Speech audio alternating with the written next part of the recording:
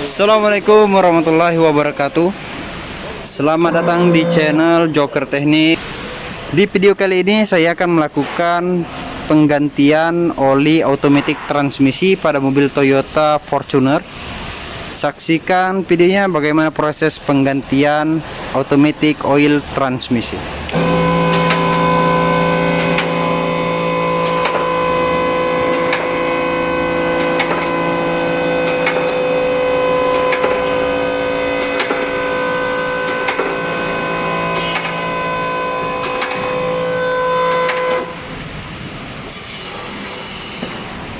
Jadi teman-teman, pada mobil ini untuk melakukan pengurasan oli automatic transmisi, kita bisa mengurasnya melalui baut berukuran 14 mm yang berada di oil pan atau bak penampung oli. Sedangkan untuk pengecekan level oli dan juga tipe dari olinya, kita bisa lihat dari stik oli, yang mana pipa besi ini terhubung ke atas. Di atas itu terdapat stik olinya, maka akan saya tunjukkan bagaimana proses pengecekan level oli pada mobil ini dan juga tipe atau jenis oli yang harus kita pakai. Oke teman-teman, sama seperti pada kendaraan lainnya, untuk melakukan penggantian automatic oli, pertama yaitu tentunya kita kuras terlebih dahulu olinya melalui baut pembuangan pada bak oil transmisi atau oil carter. Dan ini kondisi dari olinya setelah sekitar 80.000 tidak lakukan penggantian. Jadi olinya agak sedikit hitam. Jadi untuk tipe oli pada mobil ini yaitu oli ATF tipe T4 atau T4.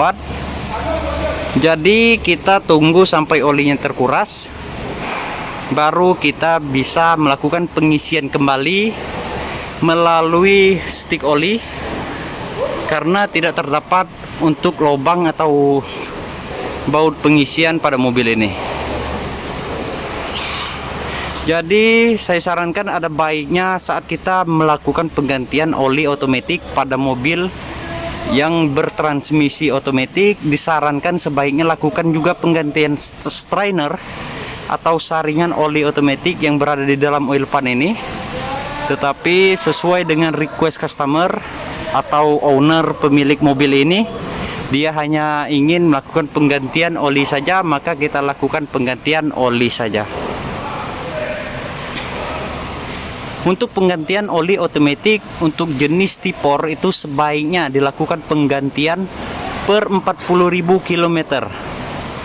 Dan juga disarankan dilakukan juga penggantian strainernya agar kualitas oli tetap baik dan juga pengaliran atau saluran olinya tidak tersumbat. Karena untuk strainer itu berfungsi sebagai penyaring dari oli automatic transmisi ini. Oke teman-teman, sekarang saya akan menunggu olinya sampai terkuras, minimal sampai menetes, baru saya akan lakukan pengisian kembali olinya. Oke teman-teman, sekarang olinya sudah menetes, maka akan saya pasang kembali baut untuk pembuangan ini. Setelah itu kita lakukan pengisian dan juga pengadjustan level olinya, yang mana bagian tersebut sangatlah penting atau important untuk diketahui agar tidak terjadi kerusakan pada automatic transmisi pada saat kita melakukan penggantian, agar olinya tidak kurang maupun berlebihan.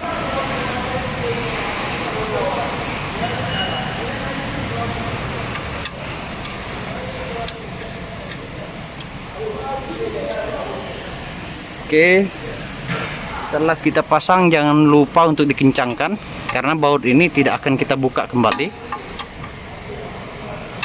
Untuk pengencangan juga jangan terlalu kencang dan juga jangan sampai kendor, karena apabila terlalu kencang dapat merusak dari seal atau gasket pada baut ini, dan juga bahkan bisa merusak drat dari bautnya. Oke teman-teman, setelah olinya kita tutup atau baut pembuangannya, yaitu sekarang proses pengisian oli. Pengisiannya melalui baut pengecekan atau dipstick. Sedangkan untuk tipe olinya yaitu tipe oli Tipor, yang mana seperti saya bilang tadi, kita bisa melakukan atau memastikan untuk tipe olinya melalui dipsticknya atau stick olinya. Ini dia teman-teman. Di sini untuk level oli posisi cool. Oke, ini hot dan ini adalah tipe olinya. Untuk tipe olinya bentar kita fokuskan terlebih dahulu.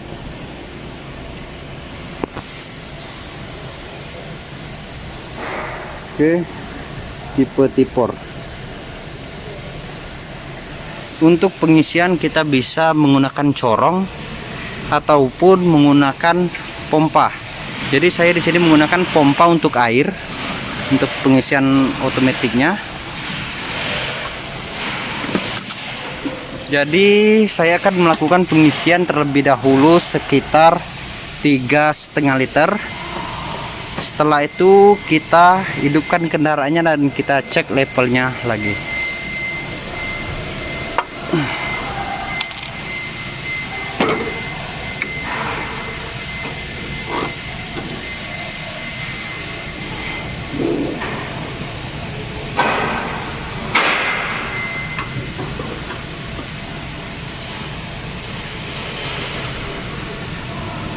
Oke, olinya mulai mengalir. Jadi saya akan isi sebanyak 3,5 liter terlebih dahulu.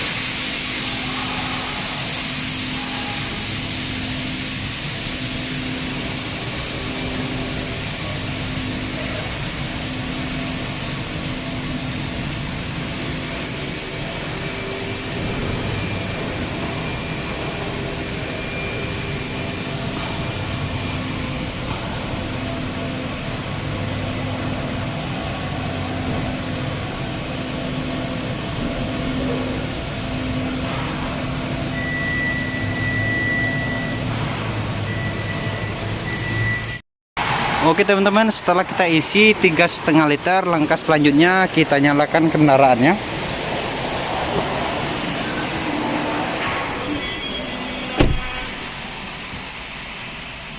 Oke, tinggal kita nyalakan. Untuk kilometernya itu 234.437.000. Oke, setelah sekian detik kita operasikan tuas giginya. Sedangkan sekarang posisi netral kita bisa ke R ataupun ke D, terserah. Ini bertujuan untuk mengisi ruang-ruang kosong pada solenoid atau bagian dalam dari otomatis transmisi. Oke, setelah R kita letakkan ke P, ke R lagi, netral, dan ke D. Boleh juga kita lakukan pengisian mulai dari ke speed 3, 2, dan L, biar semua solenoidnya bekerja dan terisi oli. Oke, kita letakkan lagi ke L. Setelah itu kita kembalikan lagi ke posisi netral. Untuk pengecekan level oli, yaitu dengan kondisi kendaraan atau mobilnya tetap hidup, dan ini perlu diingat dan perlu digarisbawahi, pengecekan level oli posisi mesin tetap hidup.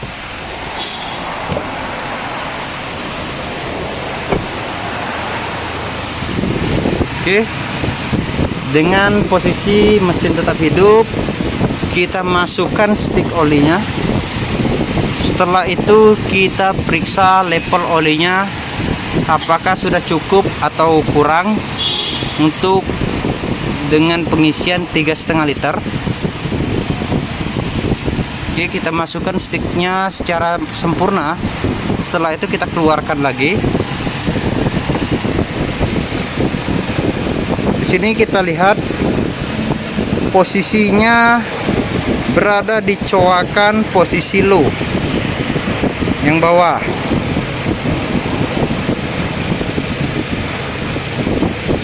Jadi setidaknya posisinya itu harus antara low dan hot position untuk pengisian yang baru. Jadi saya akan tambah lagi olinya sebanyak setengah liter lagi. Oke teman-teman, sekarang saya masukkan kembali olinya sampai level olinya benar-benar pas.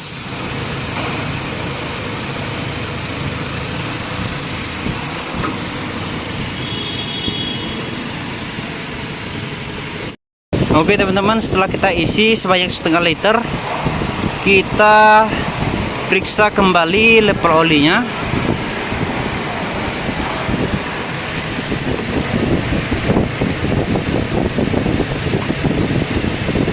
Oke, sekarang posisi olinya sudah mendekatin coakan bagian bawah posisi hot, yang menandakan olinya sudah cukup. Itu dia.